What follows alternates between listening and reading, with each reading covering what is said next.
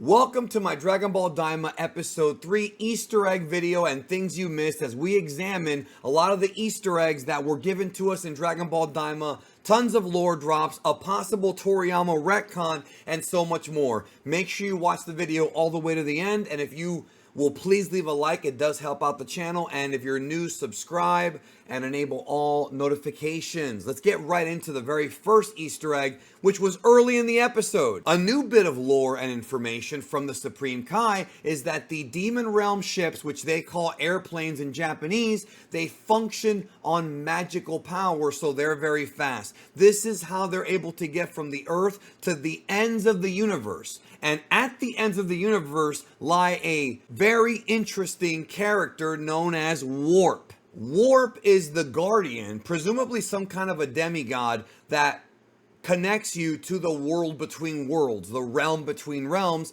that can help you access the demon realm as well as some of the other universes in the Dragon Ball multiverse. This is nothing new. We've talked about it before in the past, and Glorio refers to it as a relay point. This is that little dimension that connects everything to everything. Now, here in this little dimension is where we see the three different portals that take you to the three different realms within the Grand Demon Realm. We've seen this before. There's the one with the pink sky, the one with the red sky, and the one with the bluish green sky. And we're going to be exploring all three of them in Dragon Ball Daima as the series progresses. Inside of this relay point is a smaller fish, which is known to us from the credits as Little Warp. Yeah, that's his name. What do you want me to tell you? We then bear witness to Warp literally shitting out Glorio's ship into the demon realm. Daima then gives us a grand tour, yes, I use that word, of the demon realm, although brief. Well, there's a lot more to explore. Shin explains that in the demon realm, there's a series of tunnels that connect the three demon realms together. And there's one that we literally see that's protected by a barrier that will give them access to the second demon realm.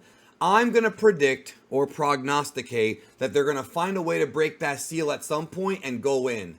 Now, if you agree, write it down in the comments and we'll see if you're a great prognosticator or if we're all fools and they'll find another way.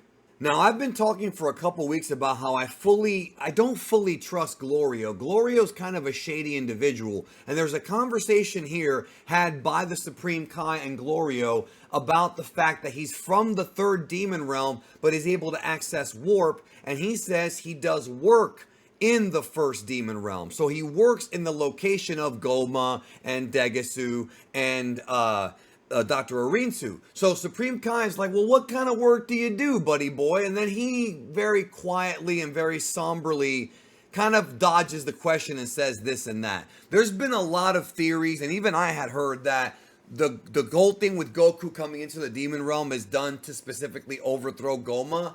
Is this a plot from Glorio? Is it a plot from Dr. Arinsu? Or are we looking too deeply into this? Let me know in the comments down below, because this guy Glorio gives me weird vibes, and all may not be right with him as a character. We then see the statue of Darbara, very much in the style of Mr. Satan, from the third demon realm, and I'm sure we'll find out a lot more about him as the series progresses. Supreme Kai explains that the demon realm has a total different ecological structure, which means that there's different plants and animals that did not exist in Earth or anywhere in Universe 7. And that's just going to give Toriyama carte blanche to really be creative and come up with new things for us to look at as this series goes on, which he did a ton of drawings for this series. Akio Yoku talked about how he's never really done this much art for any non-manga Dragon Ball project ever. So there's a ton of Toriyama all over this series. So what I think is the biggest Easter egg in this episode when it comes to lore, and I don't know if it's a retcon, but it's definitely adding more to the lore, is the Supreme Kai's conversation about this being the first time he's ever been in the third demon realm. And what ends up happening is Glorio refers to him as a Glind. Now, the word Glind, that is a new term. We have not heard that term before, and Supreme Kai confirms that.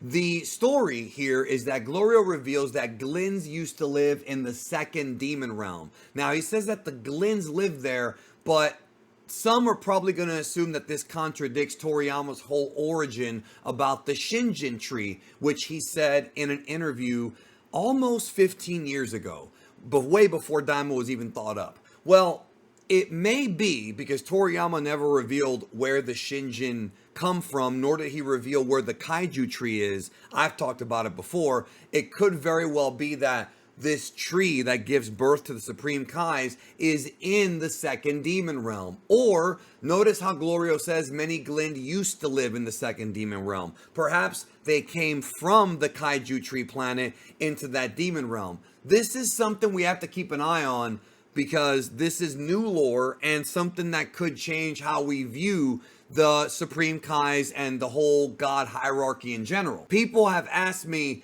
if everyone's from the demon realm, and obviously it's not literally everyone, but clearly a lot of beings in the Dragon Ball multiverse may have originated from this place. This is just one example of something new that Toriyama had never revealed to us before. And Glorio himself talks about how they're sophisticated and never had a reason to visit the realm below, which also to me smells a little bit like perhaps Glorio has some resentment toward the Supreme Kais, which again, is he a secret villain? Is he a secret asshole, as they say? Red Letter Media said that about Ryan Johnson once. We'll find out, I'm sure, but I have suspicions that he may not have the best intentions. We will see by the end of Daima, I'm sure. As I mentioned in my review, there's a lot of Star Wars references in this episode, and I talked about the Tusken Raiders. When these trolls, this tribe of natives of the Demon Realm appear, they might not look exactly like a Tusken Raider, like one of the Sand People, but they sure as heck have very similar properties to them. For example, they use blunt weapons, they have arrows and spears, they don't seem to be very cultured, and don't seem to speak any kind of language, unless it's their own language. That reminds me a ton of the Sand People from the original 1977 Star Wars film, A New Hope. Goku is having some trouble dodging and moving in the Demon Realm, not only because the Demon Realm has a different type of gravity than the normal realm, but also because he's still not 100% used to his new body. That will, of course, shape itself as the series progresses, and even in this episode, near the end, when he starts fighting, we see that he's getting more and more comfortable with using his body for combat. Comparisons have been made about Glorio that he is the Han Solo of this series. He wears a similar type of jacket. He might not have the same personality, but he seems to be very skilled with a gun, with a blaster, and that's enough to scare the tribe away. This dude is very much inspired by Han Solo. In fact, as I mentioned before, Toriyama is a huge fan of Star Wars. The first manga he ever submitted to the manga contest back in the late 70s from Shueisha that led to him getting discovered was a Star Wars fantasy novel parody. So Toriyama putting a Han Solo type of character in Daima, I mean, he's just showing his love for things he saw when he was much younger. So the plan right now is to take Supreme Kai and Goku to a village or a town to rest up for the night before he takes them to the king of the third demon realm, King Kadan, the one that presumably sent Glorio on his mission to the regular realm, the above realm, to recruit Goku to come to the demon realm to help stop Goma from his plot. Now, a lot of people assume that King Kadan was a character that we saw in the third or fourth trailer for Dragon Ball Daima that I thought resembled something out of One Piece. I might be wrong about that. I'm not really an expert on One Piece or anything like that. But this character right here, many suspect is the king of the third demon realm. We'll find out probably very soon. We find out that the strange air in the demon realm comes from a volcano that whenever it erupts, it creates this heavy sort of bad smelling gas. Now, I think some people are going to put up a connection between the volcano and the gas inside of Majin Buu that split the Potara fusion. And while it may be the same gas, there's no real proof that it is, because obviously Majin Buu is a magical creature, but also Toriyama stated that Majin Buu existed since the beginning of time, since time immemorial. So that would mean that he would probably predate the demon realm. Although, once again, like with other lore, Toriyama may just go in and just change it and say, yes, it is the same gas, and it's possible that that may prevent a Potara fusion, at least in this section of the demon realm. Again, that's a possibility. I don't know for sure yet. We'll find out very soon if they even try to do Potara fusion. I've mentioned all of the JRPG influences. Just looking at this town from this angle, it looks like something you would see on a world map of a JRPG and a place to stay at the inn for the night. And that's what we get in this episode. It really is the closest Dragon Ball has come to Dragon Quest, which is another franchise that Toriyama did the art for. In this town, which is obviously modeled and inspired by 1977 Star Wars, the Mos Eisley Spaceport, the place that Obi-Wan Kenobi said, "You will never find a greater hive of scum and villainy." Or maybe he said a more wretched hive. That's what he said. "You will never find a more wretched hive of scum and villainy." Well, this place looks just like that. And notice the different types of demons here. As we talked about in the past, the demon realm has a lot of different types of demons from different factions. They all have different motivations. It's sort of multiple civilizations and works like any other, civilized or maybe even uncivilized planet or world. These guys are all from different places, have different motives, and not all of them are evil, even though the guys in this place sure as hell seem very sinister. And we find out that they don't like people from the outside world with round ears coming into their place. Here's a fun Easter egg. When Glorio tries to get them a room to stay at, the room keep, the whatever you want to call it, the person that works at the hotel says that it'll be 30,000 dokuro. And dokudo, I believe, is Japanese for skull. So that's their currency down there in this part of the demon realm. Of course, Glorio, much like the Han Solo of Star Wars, doesn't like putting up with crap from anyone, especially those trying to overcharge him. When Glorio shows him the gun, he lowers the price. Very Han Solo right there, man. So much great stuff in this episode that Toriyama took from movies that he loved. So they go to the pub, which is reminiscent of the Mos Eisley Spaceport, and here Goku orders 5 hamburgers because he already ate, which means that if he didn't already eat, it might actually be 10 or even 15 burgers. I mean, that's Goku. He's always been like that. The guys in this part of the demon realm are not friendly. They approach Goku, and the first thing that they notice is that Goku does not have pointy ears. He has round ears, which means he's not from the demon realm. Now, this demon right here is eerily reminiscent of Toriyama's old design from the Demon King Piccolo part of Dragon Ball for Drum, one of Piccolo's children. Now that we know that Namekians are tied into the demon realm, it sort of all connects, and now we see that Piccolo's birthing technique, which is of course a polluted version of it, a demonic version of it, creates not Namekians, creates these types of demons, which are, I guess you can call them, demonic Namekians, or you can call them alternate versions of Namekians. They're really referred to in the original story as Mazoku, which is literally translated to demon clansmen. That's the closest we're going to get, so I think I'll just call them Mazoku from here going forward. But Glorio ain't putting up with none of their crap, and the fight begins, and Glorio shows he's got some moves, man. He's not just a pilot. He's been in some bar fights before. Maybe he's a scoundrel, and that's okay. Makes him more interesting if you ask me. Glorio then proceeds to elbow the big bad wolf and knock him down. Awesome. This type of behavior is, once again, reminiscent of the way Han Solo would behave. He's not really a guy who likes being bothered or threatened, so Glorio is fitting right with that characterization. Goku, on the other hand, is a little bit different because they're now messing with his food, and you don't want to mess with Goku's food. Goku here using these two plates to fight sort of reminds me, and I'm not sure if this is actually an Easter egg, but it reminds me of the 1990 Ninja Turtles movie when Michelangelo used two symbols to fight off the Foot Clan. But this is the scene here where Goku fights with his mouth full, literally. Goku manages to take all these guys out single-handedly while eating at the same time.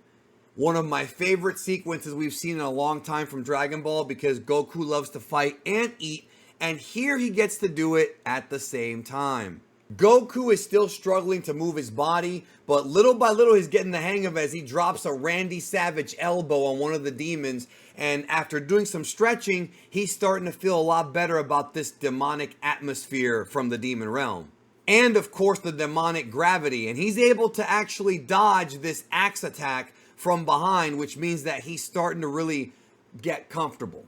Goku sees this as an opportunity to get accustomed to the air and the atmosphere of the demon realm by taking on all these guys. And it's a really fun fight scene.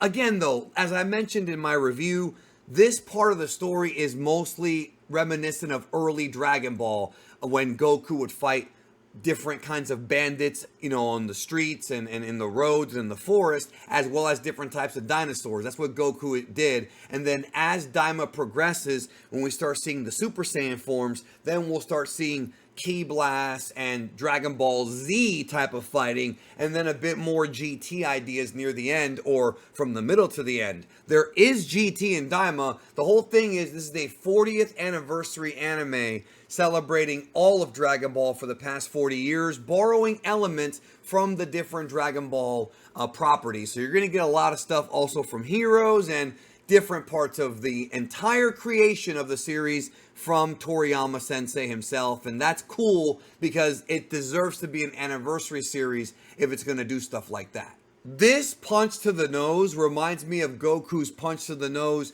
back in original Dragon Ball, his Janken pull, which is a technique that is basically a parody of rock, paper, scissors. And when you get rock, Goku punches you in the face. When you get scissors, he chops you. And when you get paper, he chops you. And when you get scissors, he pokes you in the eye. So again, little references to old school Dragon Ball here with this little fight. Of course, we're dealing with scum and villainy. We're dealing with Neanderthals. We're dealing with bandits. And these guys are none too happy about getting humiliated by a little kid. So they're going to show them by basically stealing Glorio's ship. Glorio's ship has been taken, and that's his baby. Kind of like the Millennium Falcon. This sort of reminds me a little bit of how in The Force Awakens, the Millennium Falcon was not in the property of Han Solo again. It had been moved to different scoundrels in the galaxy until Rey used it to get away from the TIE fighters. I'm not sure if that's where the reference came from, but having a hotshot pilot get his ship stolen is absolutely a story that just screams sci-fi, fantasy, action, Star Wars. So you want to talk about some GT 2.0 stuff? This episode not only has the crew staying in a hotel, but at the end of the episode, they get their ship stolen, both of which happened in early GT. I know that GT is not everybody's cup of tea,